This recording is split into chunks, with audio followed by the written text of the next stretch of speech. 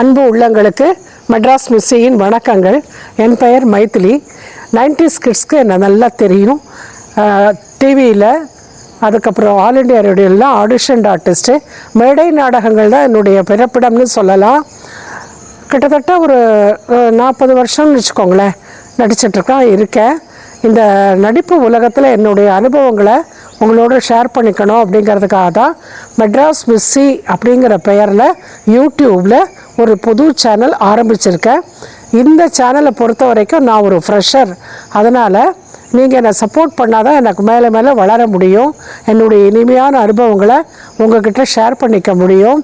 நீங்கள் எல்லோரும் எனக்கு ரொம்ப பழக்கமானவங்க அப்படிங்கிறதுனால ரொம்ப உரிமையோட நான் எப்படி வளர்ந்தேன் அப்படிங்கிறத உங்கள்கிட்ட சொல்கிறதுல எனக்கு ரொம்ப சந்தோஷம். என்னுடைய ஃபஸ்ட்டு படம் எனக்கு ஒரு பெரிய திருப்பு முனையாக அமைஞ்சது. எல்லாருக்கும் கொஞ்சம் நடித்ததுக்கப்புறம் ஏதாவது ஒரு இடத்துல ஒரு திருப்பு முனைங்கிறது வரும். அந்த டேர்னிங் பாயிண்ட்டே எனக்கு ஃபஸ்ட்டு படத்துலையே கிடச்சிது. என்ன காரணம்னா, ஒரு பெரிய லெஜண்ட் டைரக்டர் தான் அந்த படத்தினுடைய டைரக்டர், ஹீரோ. அதை தவிர நிறைய லெஜண்ட்ஸ் அந்த படத்தில் ஆர்டிஸ்டாக இருந்தாங்க. அவங்கெல்லாம் யார், அவங்களோட என்னுடைய பயணம் எப்படி இருந்துச்சு, அவங்கெல்லாம் என்னை எப்படி கைட் பண்ணினாங்க அப்படிங்கிறத பற்றி வரப்போகிற எபிசோட்ஸில் நம்ம பேச போகிறோம். அந்த ஃபஸ்ட்டு படம் அப்படிங்கிறது ராசுக்குட்டி. அதில் டைரக்டர் பாக்யராஜ் தான் ஹீரோ, அவர் தான் டைரக்டர். அவர் எப்படி எல்லா ஆர்டிஸ்டையும், என்ன மட்டும் இல்லை, எல்லா ஆர்டிஸ்டையுமே அழகாக குழந்தைய கையை பிடிச்சி கூட்டிகிட்டு போகிற மாதிரி நடிக்க வைப்பார்.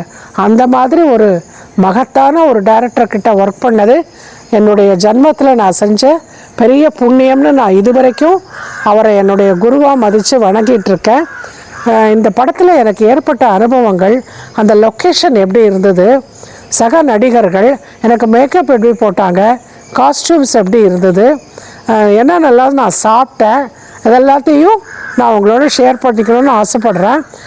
தயவு பண்ணி இந்த சேனலை பாருங்கள், சப்ஸ்கிரைப் பண்ணுங்கள், கமெண்ட் பண்ணுங்கள்.